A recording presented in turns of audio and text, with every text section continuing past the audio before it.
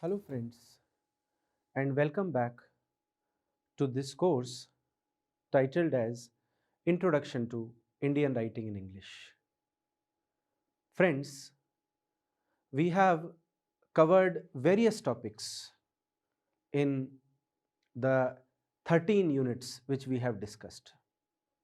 In the 14th unit, we are discussing the topic which is an essay written by activist and writer, Booker Prize winner Arundhati Roy.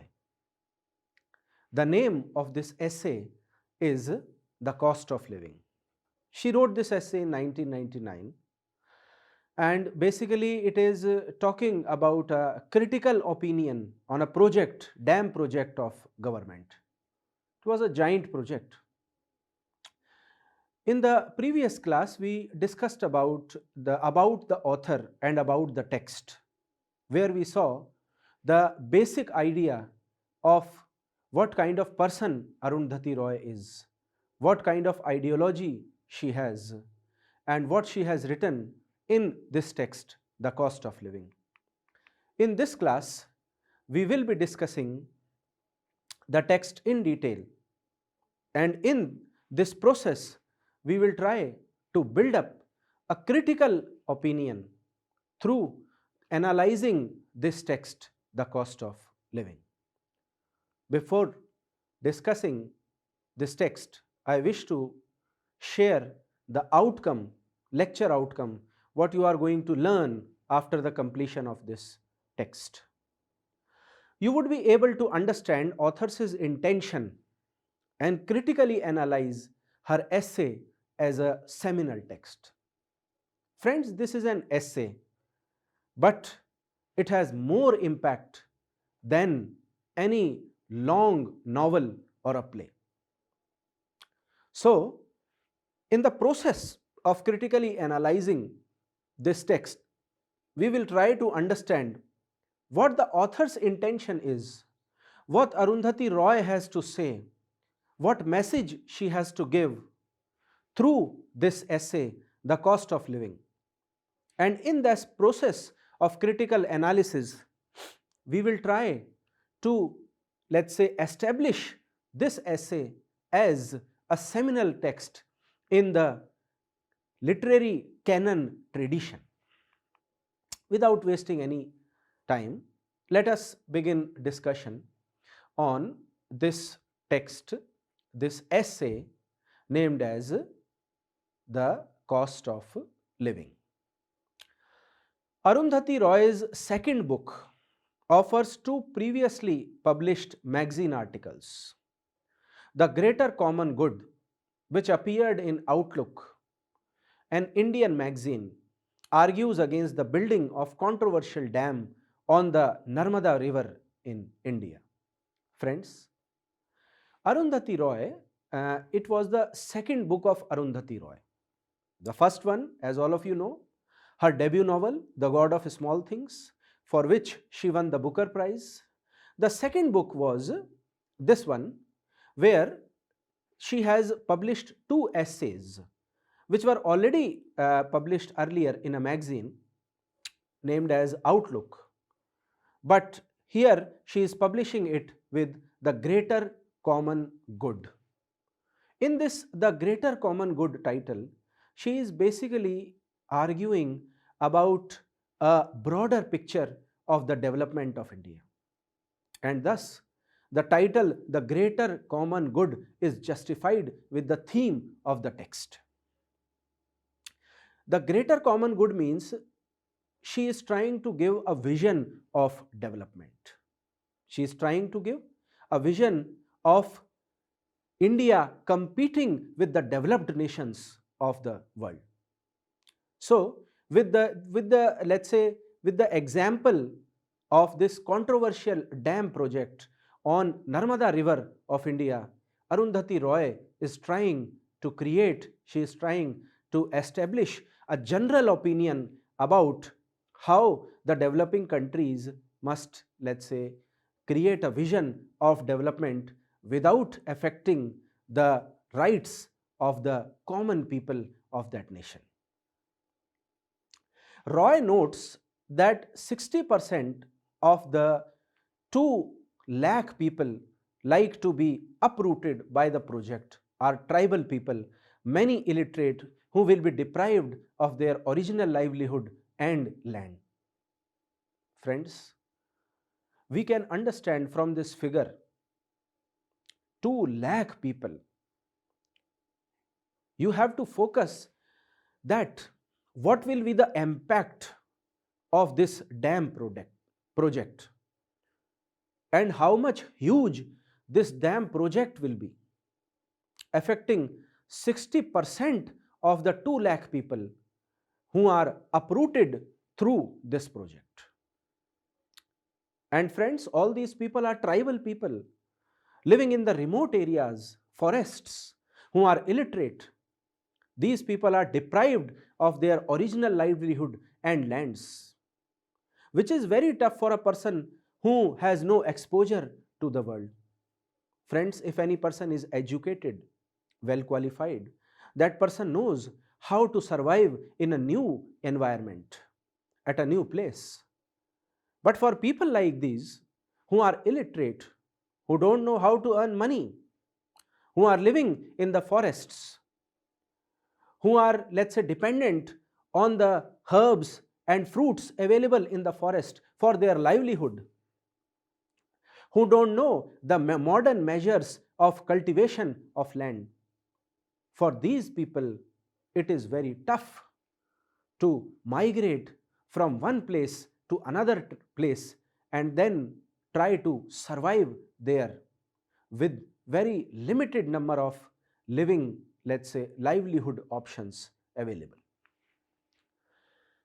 Drawing on studies and government and court documents, Roy criticizes the World Bank, the Indian government, and political system that favors interest groups at the expense of the poor.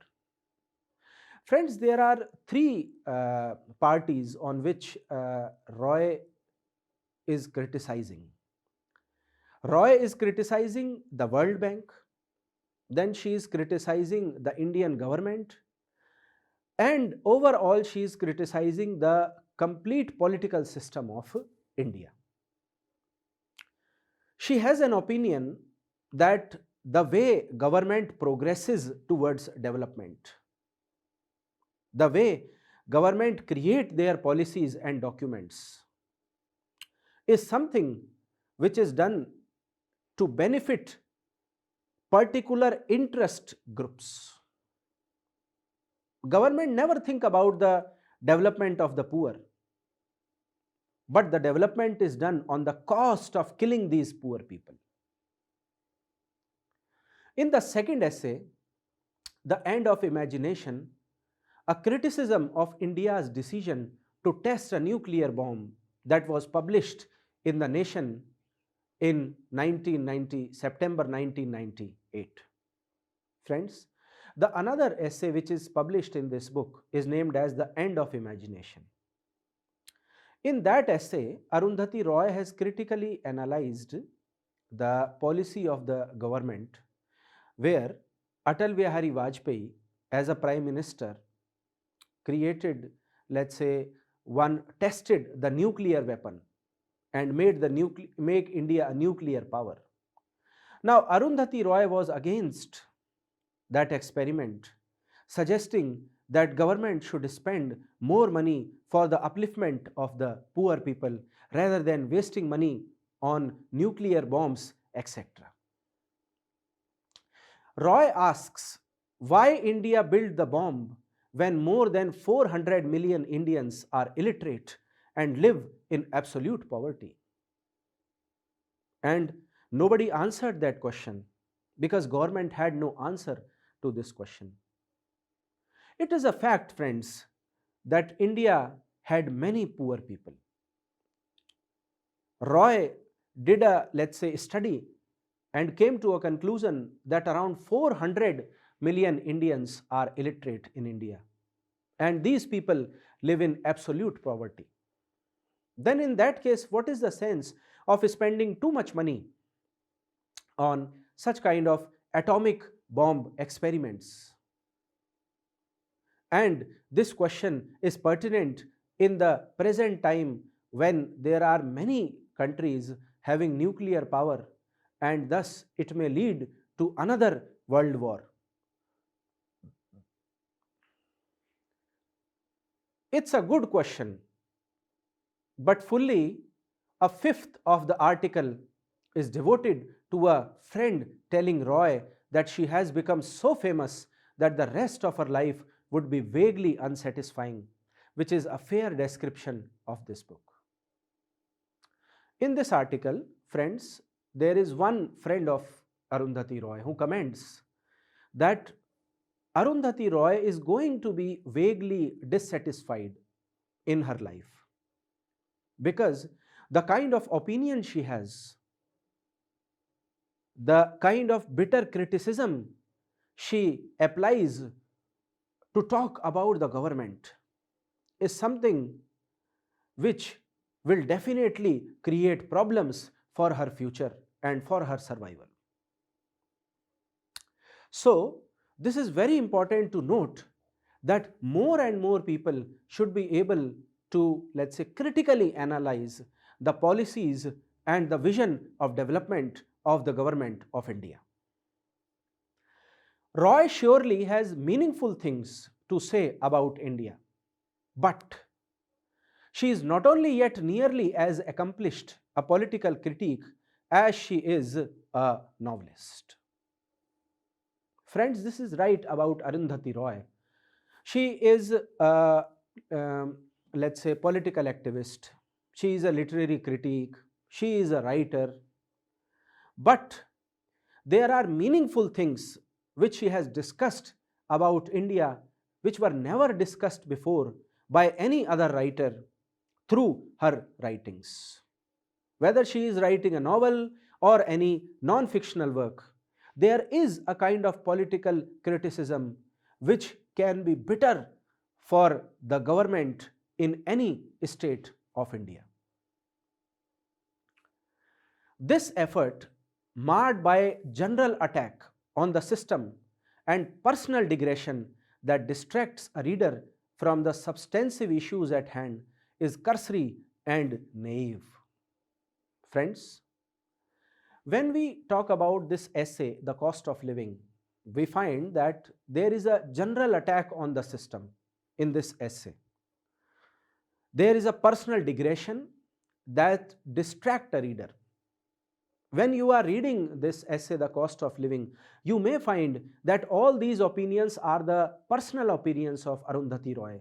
You may not be agree with all those points, all those arguments.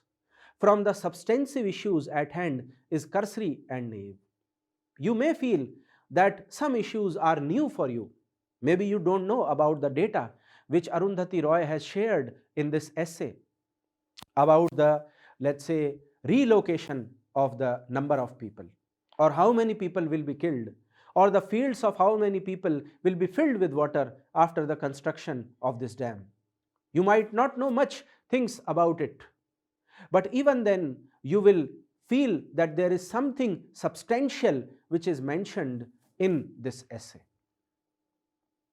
To Roy, India, with all its fissures and factions, is a fictitious nation created by the state to legitimate itself. Friends, Arundhati Roy is of opinion that the kind of system which is created in India is to legitimate the, let's say, function of government. Whatever decisions government is making, whatever, let's say, steps government is taking for the development, public need to accept them, and to legitimize the acts of government. Government always try to use media to brainwash people. And all these fissures and fictitious, let's say, information is trying to make India a fictitious nation, not a real nation, not a true nation. Once the fiction is in place, the state can justify its actions in the name of common good, no matter how injurious these actions may be in reality. Friends, generally, when a state takes any step, if they, let's say, begin any project, the first argument which they give is that this project is for the common good of the people, for the betterment of the country. But can we do that kind of betterment or common good on the dead bodies of the poor people? This is a question which Arundhati Roy want to ask from the common people, from the government. So, it is important here to note that behind this shed of common good, government has some kind of propaganda, and that propaganda is injurious for the common masses in reality. The actions which government is taking, they are harmful for the common people of India. Not always, but in various, let's say, decisions. So, it is with India's undertaking of massive dam and irrigation projects and its successful detonation of a nuclear bomb, the subjects respectively of the two essays in this volume. So friends, we are talking about a volume in which the two essays were published, out of which the cost of living was 1.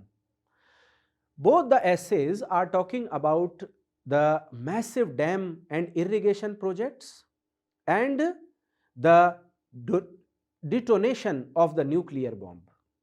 Now, both these issues are very crucial, and they have changed India's political scenario, India's image in front of the international world. Government says that they are creating these dams for, let's say, making India a greener country. But is it actually correct? Are the number of fields increasing because of these irrigation projects? Or this is something opposite to it? This is a question which Arundhati Roy has asked in this essay. The second essay offers the bomb as an example of state arrogance and foolishness whose potential consequences are obvious and terrible. The second essay related to the imagination, Arundhati Roy there talks about the example of state arrogance and foolishness. Same is discussed into the first essay also, the cost of living. State has become arrogant, friends. State has become foolish because their vision of development is completely fictitious. It is wrong, and the potential consequences of all these steps of development will be terrible, and they are going to influence all the future generations of India. In the cost of living, which will likely to be more revelatory to American audience, Roy focuses her attention on the Narmada Valley, home to 3,25,000 people, mostly of minority tribes. Friends, common people are not aware about these facts. But I must say that when you study this this essay, you will find that Arundhati Roy has done lot of analytical, let's say, study, lot of facts and lot of details, minute details related to this project, and the people who will be affected are discussed in detail by her. She says that around 3,25,000 people who belong to the minority tribes are living in this Narmada Valley region. Narmada Valley means the river Narmada flows, and on both the sides of Narmada you have lot of forests, and in that forest area there are these number of people who are living and who are tribal people, who are, let's say, dependent on the forest and fields for their survival. So if the dams, 3,200 dams will be constructed on this Narmada river, you can imagine that these many number of people who are living on both the sides of Narmada will be influenced from that dam project. When the building of a series of huge dams is completed, the valley will flood and all will lose their homes, becoming in a bloodless acronym PAP, Project Affected Persons. Friends, all of us know that government has a different criteria of evaluation, and in that evaluation there is no space for emotional appeal. But there is that emotional appeal in this essay of Arundhati Roy. She says that a series of huge dams will be completed in the Narmada Valley. After the construction of these dams, both the sides of the dam will be filled with flood. The water will be stored there of Narmada Valley, due to which there will be many people who are going to lose their homes. Now, when the people will be, let's say, their homes will be flooded with water, these people will be called as bloodless into the, let's say, into the terms of Arundhati Roy. There will be no data for the death or drowning of these people. Some people will starve and die. They don't know what to do without their fields. But rather than focusing on all these aspects of these minority people, government has created an acronym for all those people considered as project affected people. Now, these project affected people, are they actually surviving after this project or not? Nobody knows. Even government doesn't know.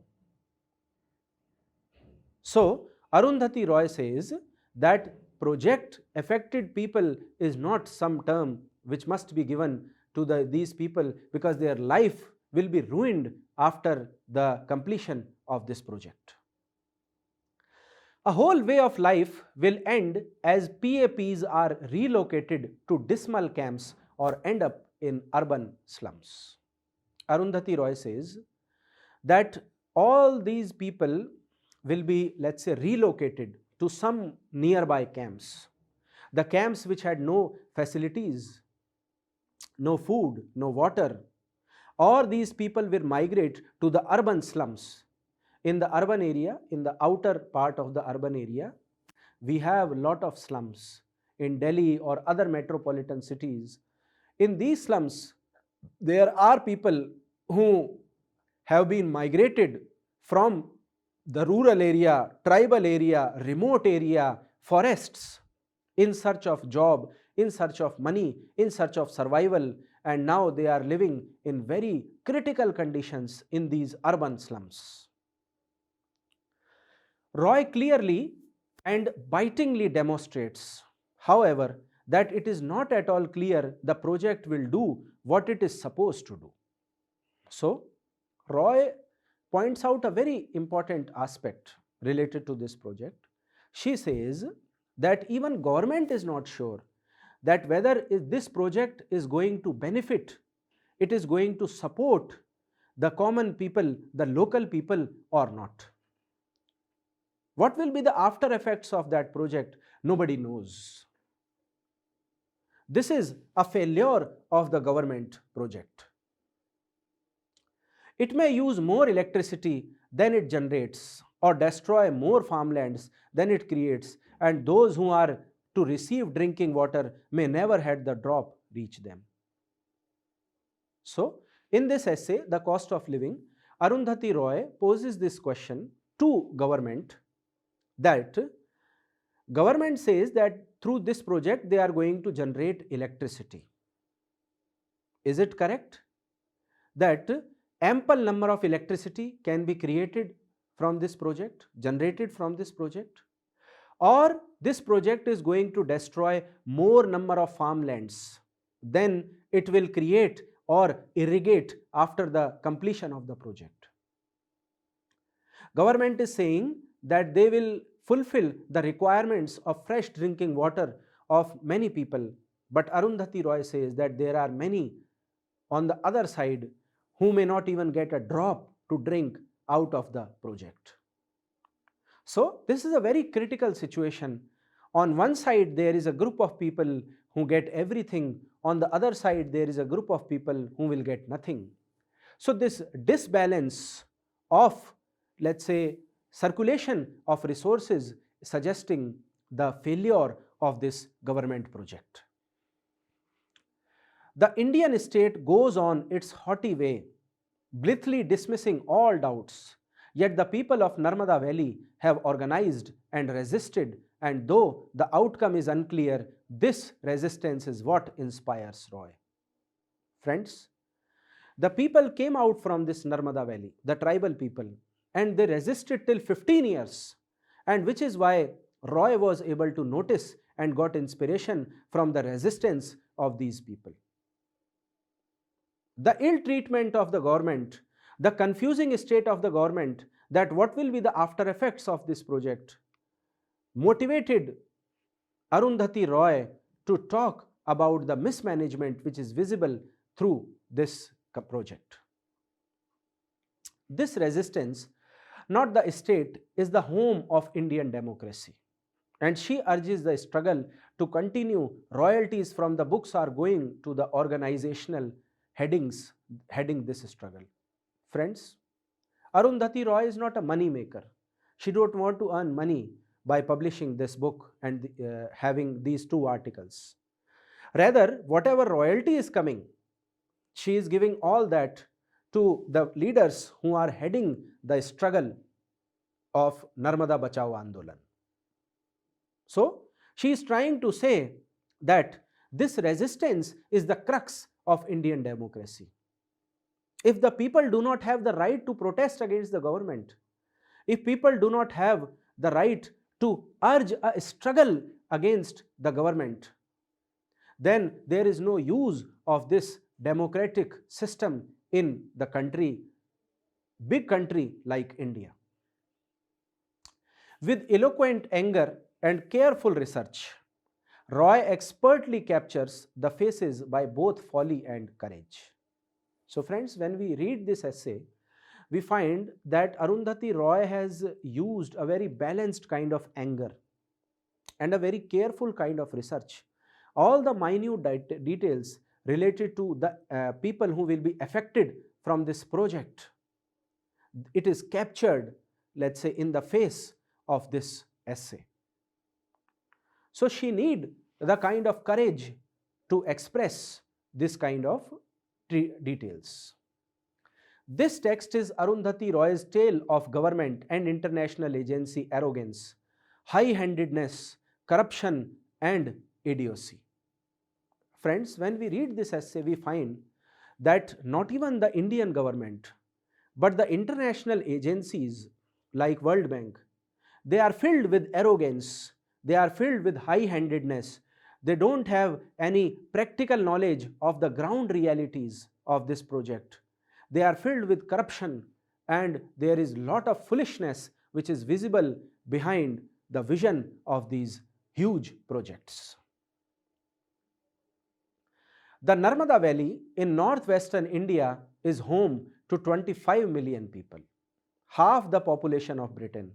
And since the 1970s, successive federal and state governments have been intent on forcibly evicting these people for the series of giant dams that will notionally allow irrigation to bring water to those who need it in the regency cities, allow the land to bear different crops and improve the regency's economy. Friends, the total people will be 25 million, just half of the population of Britain. You can imagine how many people will be influenced from this project. And this is not, let's say, very new thing.